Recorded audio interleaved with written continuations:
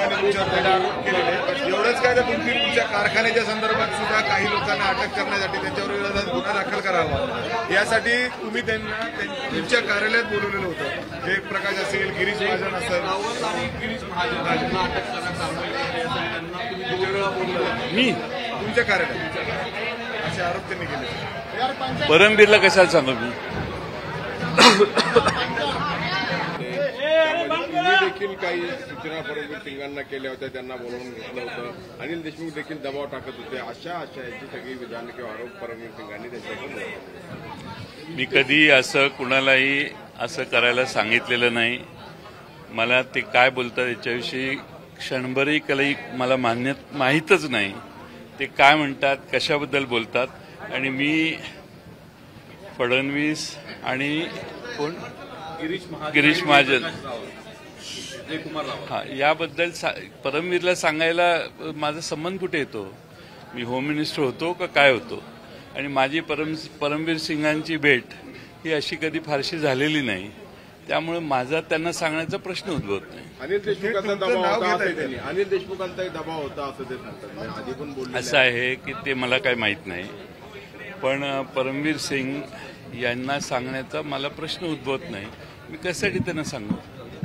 100 कोटीचे जे आरोप थेट गृहमंत्र्यांवर झाले होते आणि देशमुखांवर, अर्थातच हे पार्टीचं म्हणजे अर्थात पार्टीचं सुद्धा त्यांना टार्गेट होतं असं देखील ते स्पष्ट सांगतायत. आणि हे अगदी खरं आहे ते म्हणतात, म्हणजे काही याच्यामध्ये खोटं नाही. हे पूर्ण दादांत खोटं आहे. याचा काही संबंध नाही. पार्टी कधीच कुणाला कधी टार्गेट देत नव्हती आणि तो प्रश्न कधी उद्भवत नव्हता.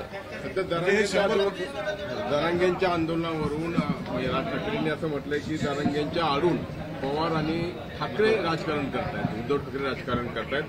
त्यांनी माझ्या नादाला लागू नये. त्यांना जो विरोध झाला मराठवाड्यात, जे त्यांना त्या पार्श्वभूमीवर कुणाला विरोध झाला? राज ठाकरेंचा ताफा अडवला गेला किंवा त्यांच्या हॉटेलवरती घेराव झाला त्यांच्या हॉटेलला. जरांगे स्वतंत्र विचारांनी काम करणारे आहेत. ते कुणाचा सल्ला मानून काम करतात असं माझं मत नाही.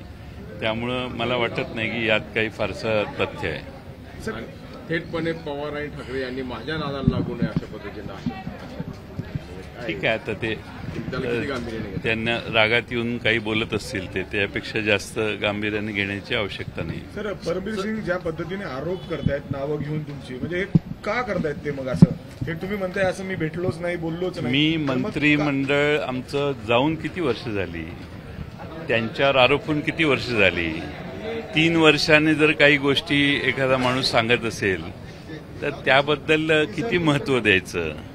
त्यांच्यावर जे आरोप झाले त्याची चौकशी व्यवस्थित व्हावी एवढीच आमची अपेक्षा आहे. महिंद्राचा एक प्रकल्प आहे इलेक्ट्रिक गाड्या बनवण्याचा, बॅटरीवर आधारित 25,000 कोटीचा प्रकल्प आहे. नाशिकला होणार होता 3च्या सेवेनं, पण तो आता गुजरातला शिफ्ट होतोय, गुजरातला जातोय. तिथल्या औद्योगिक संघटना कामगारांनी त्याला विरोध केलेला. मुख्यमंत्र्यांपर्यंत जाण्याचा प्रयत्न सुरू. गुजरातला जर काही जाणार असेल तर आपले मुख्यमंत्री आणि आमचं सरकार त्यांना अडवू शकणार नाही.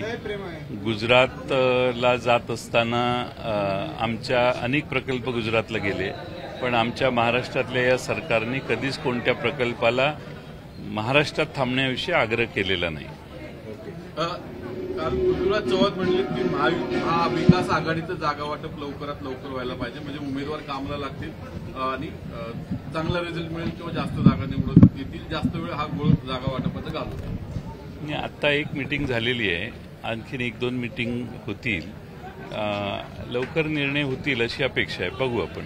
त्याच्या जागा जास्त त्याचा मुख्यमंत्री अशा याचं विधान देखील त्यांनी केलं होतं पृथ्वीराज चव्हाणांनी. ते मी पाहिलेलं नाही, त्यांनी काय विधान केलं ते मला माहित नाही. त्यावरती संजय राऊत असे म्हटलेत की बाबा जे चेहरा आपला महाविकास आघाडीचा असायला पाहिजे निवडणुकीला सामोरं. बघू, ह्या जाहीरपणाने मीडियासमोर चर्चा करण्यासारखे विषय नाही आहेत.